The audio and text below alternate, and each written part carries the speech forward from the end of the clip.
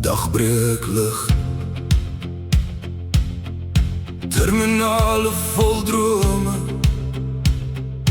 koffers rol oor koue deels, die geur van koffie en mense wat groet sonder woorde. Ek sit by die venster, kyk hoe goud oor die vlerke gly, 'n vlug weg van geraas, oor oseane, oor duine, na iets wat geen kaart mooi kan verduidelik nie. Ure smelt stil verby, toe breek dit deur die mis, 'n donker eiland tussen eindelose blou, swart kranse, ou vuur en klip vasgevang. Die vliegtuig buig stadig, nie haastig nie, net wind wat langs die berge fluister. Die baan verskyn skielik kort, styf teen die rand van niks, wiele tref grond, asem keer terug, almal glimlag sagter.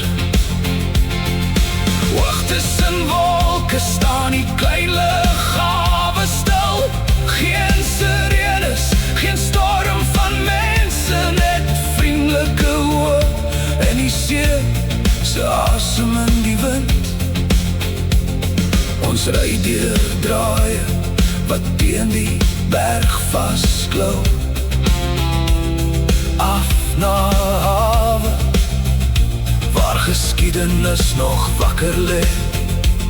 Ou skepe het hier gesim, soldate het hier gewag, mans ver van hul huise het name in die rotse gelos, party het teruggekeer, party het deel van die eiland geword.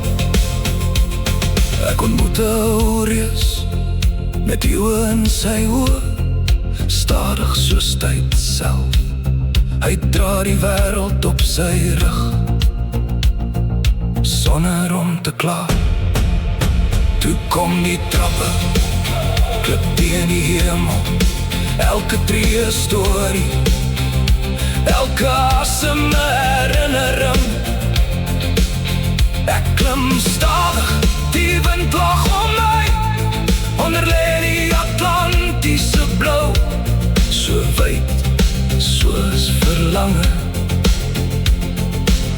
Hier besef ek, die eiland leef nie in kaarte nie, dit leef in stilte, in soutlig, in voetspore teen ou klip.